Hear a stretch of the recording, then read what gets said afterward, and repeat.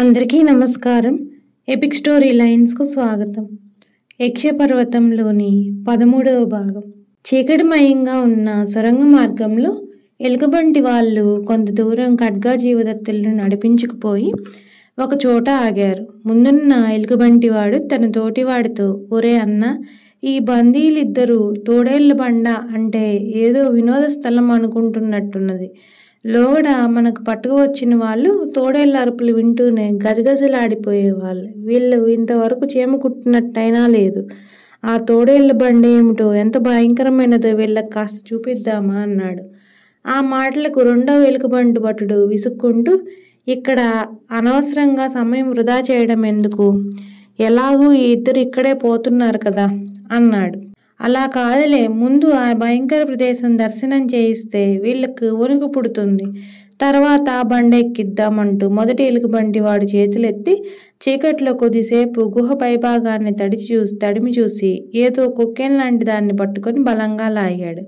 వెంటనే అక్కడ అమర్చి ఉన్న చిన్న తలుపు ఒకటి తెరుచుకుని స్వరంగంలోకి వెన్నెల వెలుగులా వచ్చి పడింది. ఆ వెలుగులో ఖడ్గా జీవదత్తులు స్వరంగ మార్గాన్ని పరీక్షగా చూశారు. అది చాలా ఎత్తు, విశాలము అయిన పెద్ద స్వరంగం. దానిలో సూటిగా పోయే మార్గం ఒక్కటే కాక కుడి ఎడమల వైపును కూడా కొన్ని మార్గాలు ఉన్నాయి. ఖడ్గా, ఇది మనం అనుకున్నట్టు ఏదో చిన్న బిలం కాదు. ఇందులో ఈ ఎలుగొడ్డు ముఠా వాళ్ళు అవసరమైతే బయట ప్రపంచానికి తెలియకుండా బతికేందుకు వీలుగా ఒక గ్రామాన్ని నిర్మించినట్టున్నది అన్నాడు జీవదత్తుడు.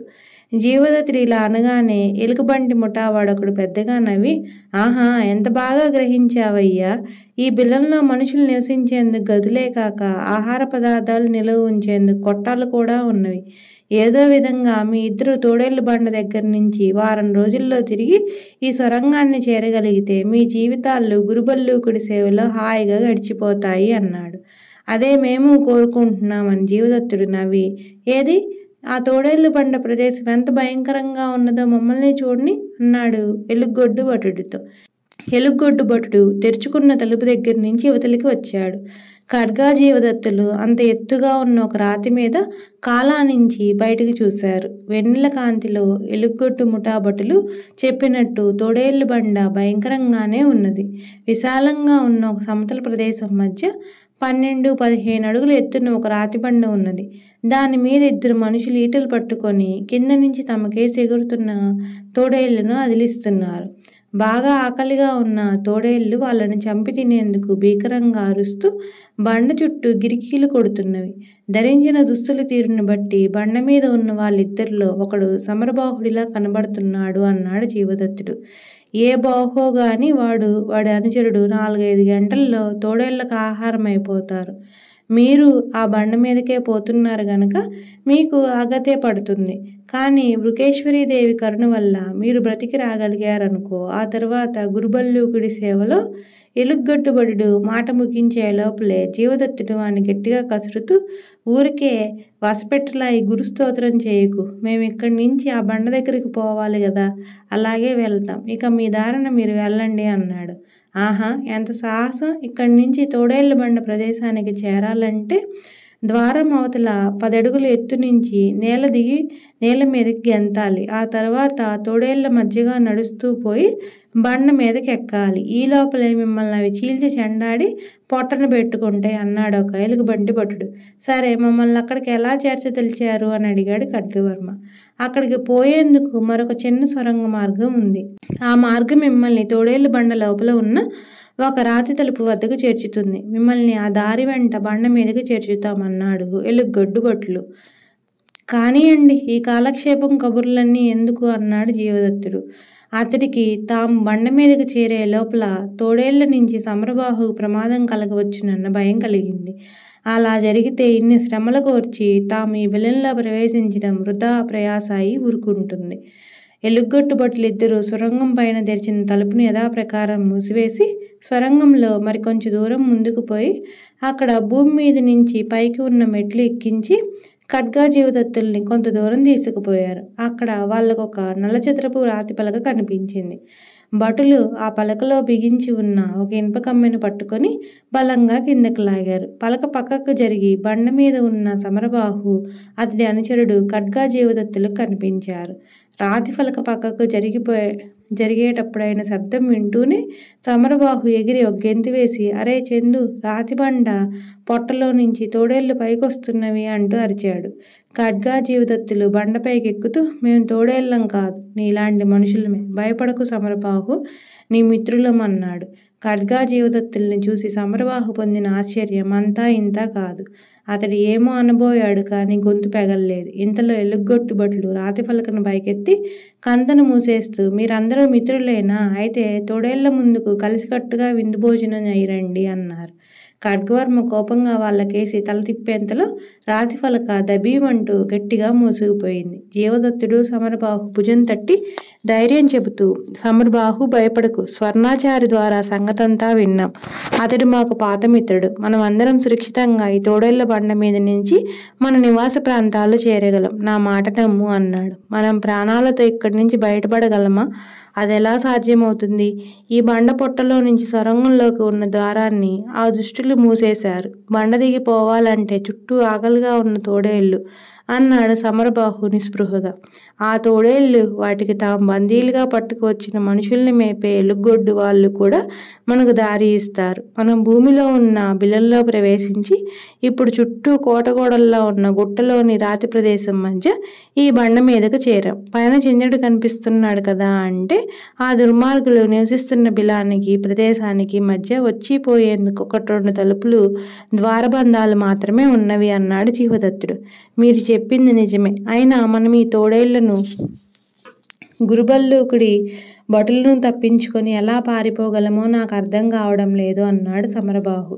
జీవదత్తుడు మరేదో చెప్పబోయేంతలో బాగా ఆకలిగా ఉన్న తోడేళ్ళొకటి కుప్పించి పైకెగిరి రాతిబండలో ఉన్న పగుళ్ళలో ఒకచోట ముందుకాలితో బలంగా పట్టుకొని బండపైకి పాకాలని చూసింది. ఖడ్గవర్మ చప్పున ముందుకు వంగి కత్తితో దాని తల మీద బలంగా కొట్టి మెడపట్టుకొని పైకి లాగి బండ మీద పడవేశాడు. ఖడ్గా, చాలా మంచి పని చేశావని జీవదత్తుడు ఖడ్గవర్మను మెచ్చుకొని, ఈ చచ్చిన తోడేళ్లతో మనకి పని పడుతుంది. సమరబాహు, ఎలుగొట్టు ముఠా వాళ్ళు ఈ తోడేళ్లను ఆహారం ఏ సమయాల్లో వేస్తారో నీకు తెలుసా అన్నాడు. ఆ దుర్మార్గులు మాట్లాడుకుంటుండగా విన్నాను. ఈ క్రూరమృగాలకు వాళ్లకు సూర్యోదయ సూర్యాస్తమయ కాలాల్లో ఏ జంతు మాంసమో తెచ్చివేస్తారు. కానీ వాళ్ళకు ఆ శ్రమ లేకుండా ఇవి ఈ లోపలే మనల్ని పీకుతున్నా తినవచ్చు అన్నాడు సమరబాహు. ఖడ్గా, ముందు మనం చూసిన సొరంగంలోని ద్వారం గుండా వాళ్ళు తోడేళ్లకు ఆహారం వేస్తారనుకుంటాను అన్నాడు జీవదత్తుడు.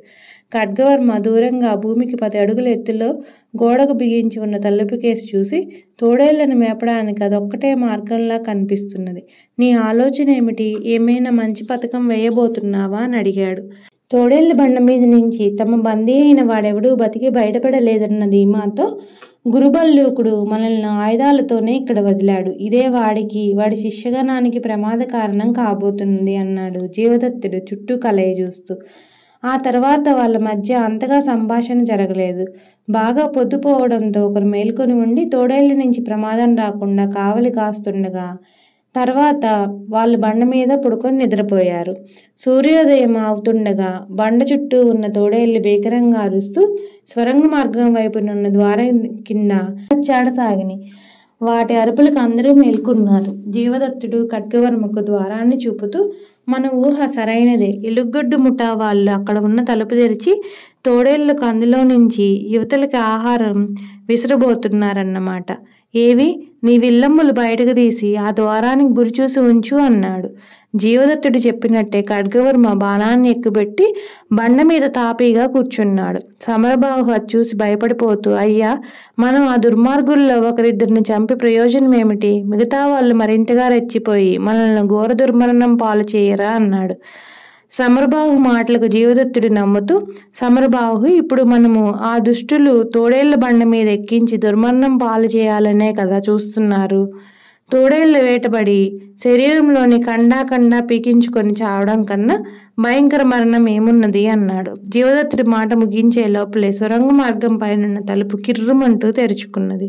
2 ఎలుగొడ్డు వాళ్ళు జంతు మాంసంతో నిండి ఉన్న పెద్ద తట్టను ఒకదాన్ని పైకెత్తి మాంసాన్ని బయటకు వేయబోతున్నారు. అదే సమయంలో జీవదత్తుడు హెచ్చరించగానే ఖడ్గవర్మ గురి చూసి బదిలిన బాణం రివ్వుమంటూ పోయి ఎలుగొడ్డు భటుల్లో ఒకడి నొసల మధ్య తపీమంటూ బలంగా తగిలింది. వాడు ఒక చావుకేట పెట్టి వెనక్కు విరుచుకు పడిపోయాడు. వాడితో పాటు రెండవ భటుడు మాంసం తట్టా కూడా సొరంగ మార్గంలో దబీమంటూ పడిపోయింది. బిళ్ళల్లో కలకలం లేచింది. వృకేశ్వరీదేవి ముందు పద్మాసనం వేసుకొని కూర్చొని ధ్యానముద్రలో ఉన్న గురుబల్లూకుడి ధ్యానం భంగమైంది. అతడు కోపంగా లేచి నిలబడి, ఏమిటా గందరగోళం? తోడేళ్ల బండ దగ్గర అరుపులేమిటి? వాడికి ఇంకా ఆహారం వేయలేదా? లేదా నిన్న దొరికిన బందీలని పట్టుకు తింటున్నవా అని అప్పుడే అక్కడికి పరిగెత్తుకు వచ్చిన ఎలుగొడ్డు భటుడిని కోపంగా ప్రశ్నించాడు. గురుబల్లూక, ప్రమాదం జరిగింది. తోడేళ్ల బండపైనున్న బందీలలో ఒకడు మన వాణ్ణి బాణం కొట్టి చంపాడు. వాడి దగ్గర మరికొన్ని బాణాలు కూడా ఉన్నవి. ఇప్పుడేం చేయడం అన్నాడు ఎలుగొడ్డు భటుడు. గురుబల్లూకుడు కన్నెర్ర చేసి ముక్కుపుటాలు అదురుతుండగా, వృకేశ్వరీదేవి ప్రియభక్తున్నైన నా శక్తి సామర్థ్యాల ముందు ఈ అల్పమానవులే పాటి. ఇప్పుడే వాళ్ళందరినీ నా పంచశూలానికి ఆహుతి చేయబోతున్నాను అంటూ సొరంగ మార్గం కేసి బయలుదేరాడు.